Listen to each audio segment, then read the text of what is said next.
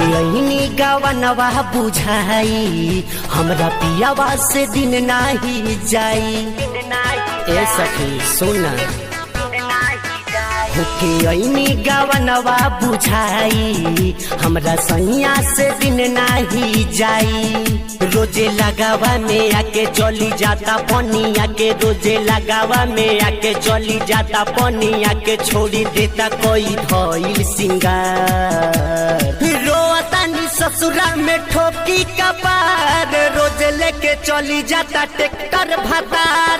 रोतानी ससुरा में ठोकी कपार, रोज लेके चली जाता ट्रैक्टर भातार।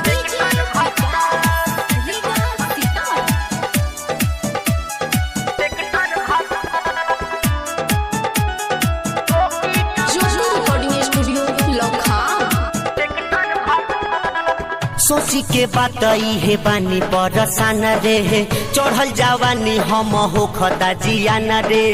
का कही सखी हो ऐसन मरद के, रहतानी ही रोज से पहर के।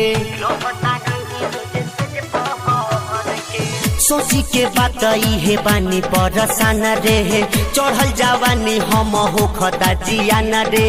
का कही सखी हो ऐसन मरद के, रहतानी ही रोज से पहर के। हम करी कितनो जिद नहीं देता कबो गिज, हम करी कितनो जिद नहीं देता कबो गिज, जाने करी कबो हमरा से प्यार। रोतानी ससुरा में ठोकी कपार, रोज लेके चली जाता ट्रैक्टर भातार। रोतानी ससुरा में ठोकी कपार, रोज लेके चली जाता ट्रैक्टर भातार।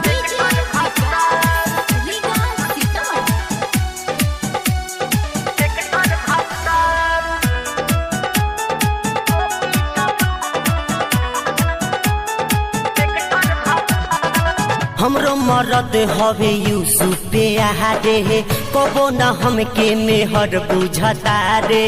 कुनल रमेश हो कितना बताई, छुए न कबो सेज पकालाई।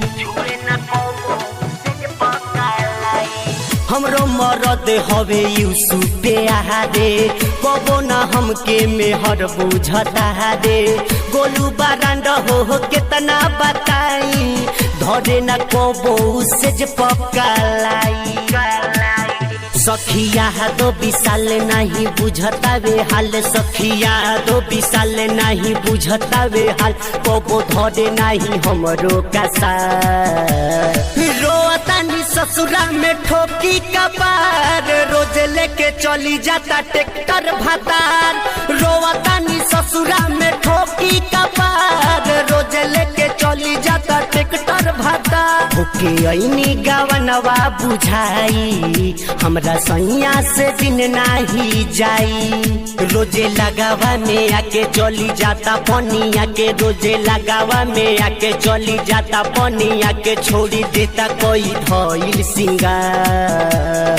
रोतानी ससुरा में ठोकी कपार, रोज लेके चली जाता ट्रैक्टर भातार। रोतानी ससुरा में ठोकी कपार,